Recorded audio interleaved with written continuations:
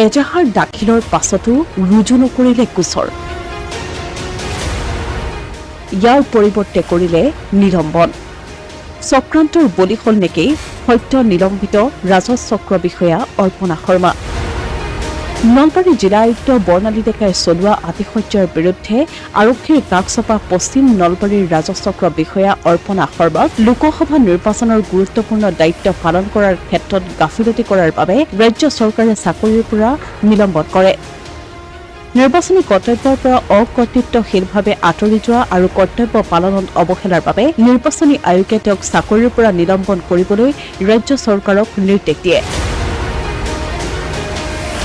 জিলা আয়ুক্ত বৰ্ণালী ডেকাৰ বিৰুদ্ধে আতিশয্য চলোৱাৰ এক অভিযোগ তুলিছিল পশ্চিম নলবাৰীৰ ৰাজচক্ৰ বিষয়াগৰাকীয়ে।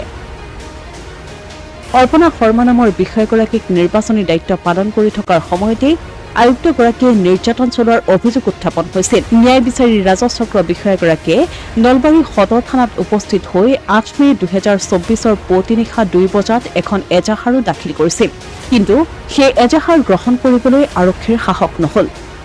ৰুজু নহল ৰাজচক্ৰ বিষয়াগৰাকীয়ে দাখিল কৰা এজাহাৰৰ বিৰুদ্ধে গোচৰ। এজাহাৰত ২০১৭ চনত চাকৰিত যোগদান কৰা অৰ্পণা শৰ্মাই বহু কথাই লিখিছিল। ন্যায় বিচৰা এইগৰাকী ৰাজচক্ৰ বিষয়াই ন্যায় নাপালে। ইয়াৰ পৰিৱৰ্তে তেওঁ পালে নিলম্বনৰ দৰে শাস্তি। ৰাজচক্ৰ বিষয়াগৰাকীৰ শাস্তি হ'ল, কিন্তু দিয়া অভিযোগৰহে বিচাৰ নহল।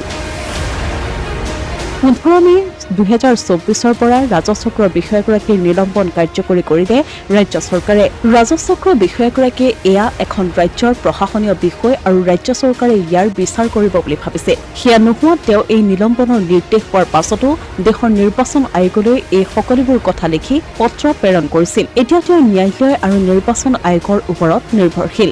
অৱশ্যে ৰাজচক্ৰ বিষয়া অৰ্পণা শৰ্মাৰ আছে বহু গুণমুগ্ধ। বয়সস্থ লোকৰ চিকিৎসাৰ ব্যৱস্থা, মেধাৱী ছাত্ৰ ছাত্ৰীক নিজৰ দৰমহাৰ পৰা সহায় কৰাৰ অলেখ উদাহৰণ আছে এইগৰাকী বিষয়াৰ। পিছে নিলম্বন কৰিলে ঠিকেই, কিন্তু কিয় তেওঁ এজাহাৰ গ্ৰহণ নকৰিলে সেয়া এক ডাঙৰ প্ৰশ্ন।